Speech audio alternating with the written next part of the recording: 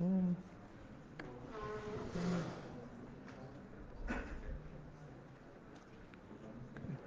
Next up is Yunmin, who will tell us about Graphit, a language for very fast graph analytics programs. All right. Hi, I'm Yunmin. Today I'll talk to you about Graphit, a domain-specific language for writing high-performance graph applications. If you look at the world around you closely, you'll find that graph applications are everywhere. They're powering important services such as social networks, web search, ride-hailing apps, mobile payment platforms, and even product recommendations. Achieving high performance is very important for all these applications, as many of them require scalable implementations to process graphs with billions of nodes and trillions of edges. A lot of these applications also have very strict latency guarantees that require them to finish within a few hundred milliseconds. However, writing optimized graph programs are not easy. Here we show an example of a simple graph algorithm, PageRank, which is used for ranking the nodes in a graph based on their importance. In each iteration of PageRank, it goes through every edge and divides the L rank by the outer degree of the source node and updates the destination's new rank based on it. It then goes through every node and updates the new rank by multiplying it with a damping factor and add a base score to it. It swaps the old rank and new rank in the end and repeats itself until it reaches the maximum number of iterations. The hand-optimized version of PageRank is 10 times longer, but achieves more than 23x speedup on a machine with 2 sockets and 24 cores. To get this level of performance, however, you have to incorporate multi-thread, low-balance, NUMA, and cache optimizations. It's very hard to write this optimized code correctly, even for performance engineering experts. Not to mention, it's extremely difficult for them to try different combinations of optimizations, as they have to write many versions of this optimized code. To tackle this challenge of writing performance-optimized graph programs, we propose Graphit, a new DSL that decouples the algorithm specification from the optimization strategies for graph algorithms. Here we refer to algorithm as a high-level specification of what to compute, and optimization or schedule as a general optimization strategies such as the ordering of traversals and data layout. In order to achieve this split between algorithm and schedule or optimization strategies, we propose a new optimization representation that is easy for the users to use for exploring different combinations of optimizations, at the same time powerful enough to beat hand-optimized libraries by up to 4.8x. So in today's talk, I'll first go over some overviews of graph applications. I'll talk a little bit about the trade-off space of different optimization strategies, and then I'll go to the details of the DSL and wrap it up with the evaluation. To understand the challenges of performance engineering graph applications, we have to understand the data, the algorithm, and hardware a little bit first. There are 2 major categories of graphs that all these applications work on. The first type is a parallel degree distributed graph where a small number of nodes are connected to a large number of neighbors. So for example, 20% of nodes can have 80% of the edges attached to them. This graph also often have a small diameter and has relatively poor locality. Examples include the World Wide Web and the social networks. Another commonly found type of graph have a bounded degree distribution where the degree of the nodes are more evenly distributed, and it has a large diameter and very good locality as the nodes are locally connected. Examples include the road networks using maps and engineering meshes. There are also different types of graph algorithms that we work with. There are algorithms that work on all of the vertices and edges, and we call them the topology-driven algorithms. So Google's PageRank and Amazon's recommendation algorithms are examples of topology-driven graph algorithms. And then there are other types of algorithms that work only on a subset of vertices and edges at a time. And we call them the data-driven graph algorithms. Examples include single source shortest path that's used in finding the distance to your destination in Google Maps and Uber or Lyft.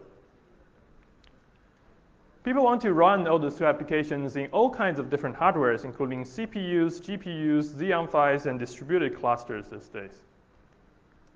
And next, I'll talk a little bit about the optimization strategies. So there are many different ways to execute the same algorithm. A classic approach is to execute as a push-based implementation where each node updates the state of its neighbor. This approach incurs some overhead with the atomics, as when you execute in parallel, different nodes could be updating the same shared neighbor. However, it traverses no extra edges when performing data-driven graph algorithms. You can implement the same algorithm using a pool-based traversal strategy where instead of updating your neighbors, you read from the neighbors and update yourself. This approach incurs no overhead from atomics, since in parallel, every node is updating a different memory location. But it does traverse extra edges when execute data-driven graph algorithms. You can further optimize it by partitioning the graph into two subgraphs, where the random accesses in each subgraph fits in the last level cache, your local DRAM. This approach improves the locality, but now you have to traverse two separate subgraphs with duplicated nodes to incur overhead from extra instructions. And we found all of these graph optimizations are really making a trade-off between locality, parallelism, and work efficiency. None of these optimizations actually work well across all the different type of algorithms and data. Here, locality, we mean the amount of spatial and temporal reuse in the program. So good locality would generally mean a good hash hit rates or local DRAM utilization rate. Parallelism refers to the relative amount of work that can be executed independently by different processors. Increasing parallelism improves performance by taking better utilization of your underlying multi-core systems. Here, work efficiency generally just refers to the inverse of number of instructions. So work-efficient algorithms should not execute many more extra instructions than necessary. Now, if we look at the push optimization that we've seen earlier as a reference point in this trade-off space, a pool-based traversal would have better parallelism, as it doesn't need overhead from atomics. But it does have slightly worse work efficiency, as it has to traverse extra edges when performing data-driven algorithms. Partitioning significantly improves the locality of your program, but it comes at a cost of parallelism and work efficiency, as you have to process one subgraph at a time. And there are many more graph optimizations out there, and they're basically essentially points in this trade-off space. And if you're a developer for high-performance graph applications, now you have to select a combination of optimizations from all the strategies that best suit your application. To do that, you need to understand what the type of graph that you're working with, the type of algorithm that you are working on, and the features of your underlying hardware. So if you're developing PageRank algorithm for Google, you're working on the web graph, which is parallel degree distributed, and the algorithm itself is a topology-driven algorithm, then your best combination of optimization could be pool-based partitioning and vertex parallel. Whereas if you're working on the single source storage password on Google Maps, you're working on the bounded degree distributed road networks, and you're working on a data-driven algorithm, then your best combination of optimization could be push with vertex parallel. Using a bad set of optimizations could cost you performance that's more than 100x slower than the fastest combination of optimizations. And the Graphit DSL tackles this problem by separating the algorithm from the optimization specifications. And with the separation of algorithm from optimization strategies, we're able to build an Autotuner on top of the compiler. I'll start with some descriptions of our algorithm language. So the Graphit algorithm language works on vertex and edge sets. For topology-driven algorithms that works on all the vertices and edges, we simply have edges apply a user-defined function on all of the edges in the edge set. For data-driven graph algorithms that work on a subset of vertices and edges, we use a series of filtering operators such as from, to, source filter, destination filter to filter out the edges that you're interested in and apply user-defined functions on them. You can also work on the vertices by applying user-defined functions just on the vertex sets. So here we come back to the PageRank example that we have seen earlier to show how we can do it in Graphit. the user will first define an update edge function that says for every edge, it divides the O rank of the source node by the out degree of the source node and updates the new rank of the destination node with the quotient. You can then define an update vertex function that basically multiplies the damping factor and adds beta score to each new rank and swaps the O rank and new rank. In the main function, you iterate for max iterations, and in each iteration, you first apply the update edge function on all of the edges, and then you apply the update vertex function on all the vertices. Next, I'll move on to talk about the optimization representation we use in Graphit.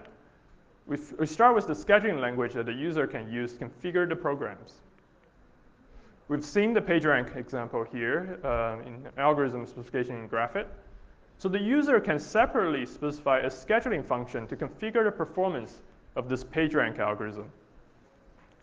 We use this label S1 to tie it to the operator in the original algorithm, the edge apply operator.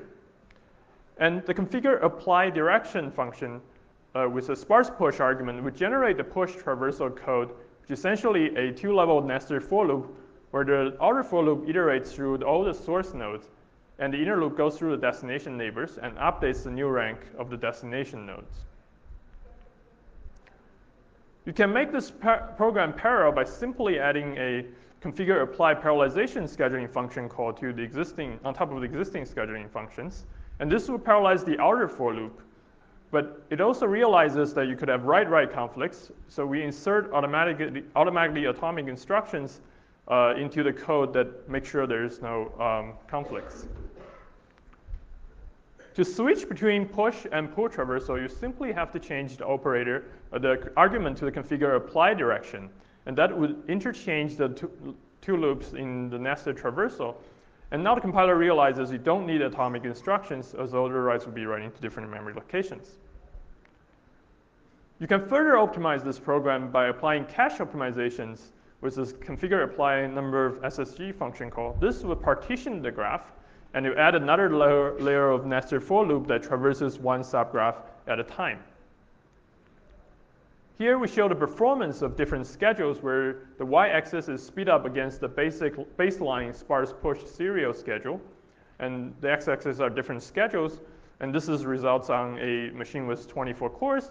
And as we can see, when we find increasingly better combinations of optimizations, the performance also increases accordingly.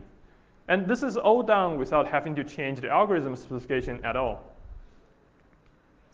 So Graphit supports many more optimizations than the ones that we have seen just now. We support different direction of traversal, different parallelization strategies, cache NUMA optimizations, and data layout.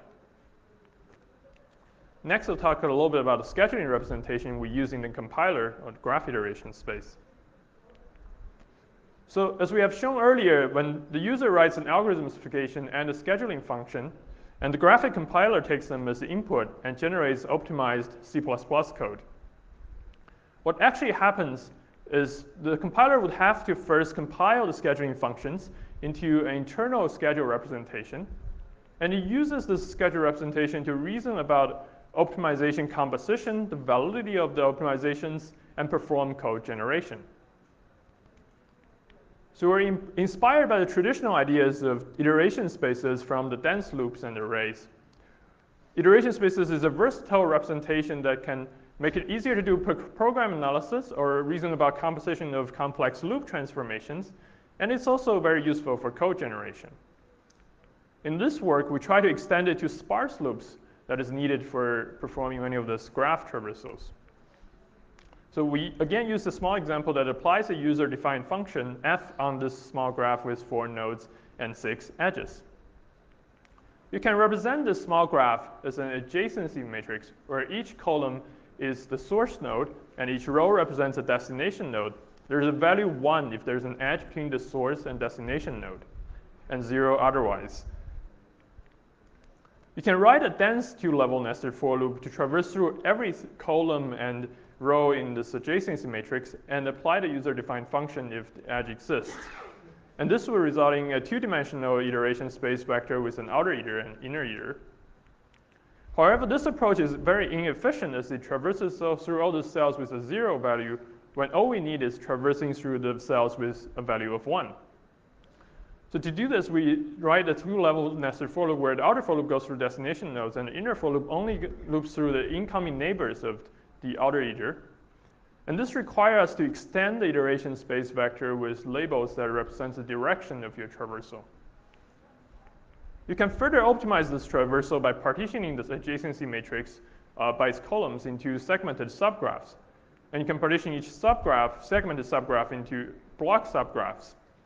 And this will result in a 4-level nested for loop. And we extend the iteration space vector accordingly to represent the newer dimensions for the segmented subgraph and block subgraphs. We further augment every dimension in the iteration space vector with tags that denote the optimization strategies to use for this specific dimension, such as parallelization, different partitioning, and data layout strategies. Next, I'll talk a little bit about the Autotuner. So as we have shown earlier, people have to write the algorithm specification and the scheduling functions to get high-performance code. And as you can see, it's obvious that finding the best schedule can be quite hard for experts who are not necessarily familiar with graph optimizations. Ideally, the user only have to write the algorithm specification and we would generate the high-performance code. So we built an Autotuner that takes as input the user's algorithm specification and the input graph that you're working on, and we automatically find the best combination of schedules for them. You can always do exhaustive search through all the combinations of optimization strategies, and that would take you a few weeks. With the Autotuner that we uses an ensemble of search methods that can reduce the search time to be less than 2 hours. The Autotuner also finds a few schedules that were able to actually outperform some of the hand-optimized schedules. Next, I'll talk about the evaluation. So we evaluate, here we show the performance results of 6 state-of-the-art frameworks, Ligra, GraphMat, Green-Marl, Galois, Gemini, and Grazelle, compared with Graphit on the system with 2 sockets and 24 cores. Here, we're showing the results for PageRank running on the live journal graph, and the numbers represent the slowdown compared to the fastest of those 7 frameworks. So 1, or green, means it's the fastest of 7. 3.48 would mean it's 3.48 times slower than the fastest, and it's usually having a red or dark color. And we show the performance results on PageRank not just for the live journal graph, but also for Twitter graph, road networks, web graph, and Friendster network graph. And we show the results not just for PageRank, but also for breadth-first search, connected components, and single-source shortest path. Here we can see that most of the existing work are actually pretty good at certain rows and columns, or they're good at certain applications and graphs. But they're also very bad at certain applications and graphs. And the reason for that previous work is that previous work focused on only a subset of optimizations that are good for only a subset of the applications and graphs. And in Graphit, we were able to achieve consistent high performance by exploring a much larger space of optimizations. We were even able to beat the performance of state-of-the-art libraries by up to 4.8x by finding previously unexplored combination of optimizations. At the same time, we reduced the lines of code compared to the next fastest graph framework by an order of magnitude.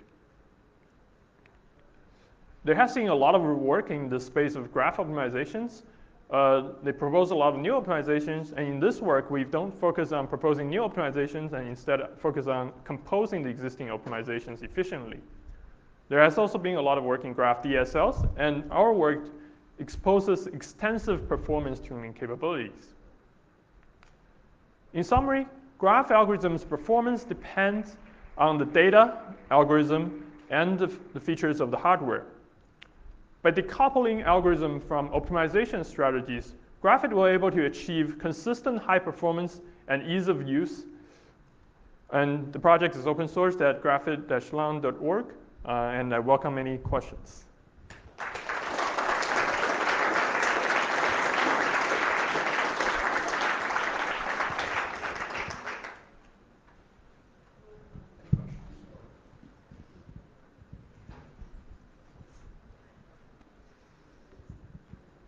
Thanks for the talk. So there was a slide back there where you had a check that determined something about the validity of the optimizations that are performed. Can I assume from that that there is no combination of optimization instructions I can write that will affect the correctness of my algorithm? That's a very good question. So I guess the question is basically, do we ensure validity of all the different combinations of optimizations?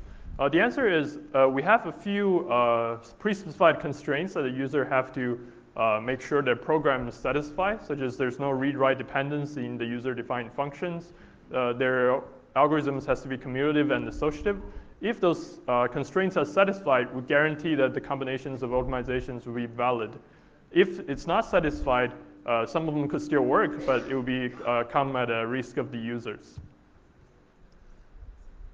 Yeah.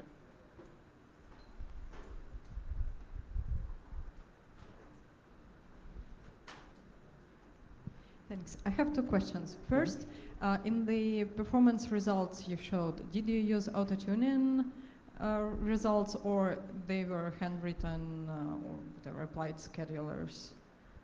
Yeah, so we used the schedules that were found by the autotuners, but we also have hand-tuned schedules that match the autotuner for the most of the schedules.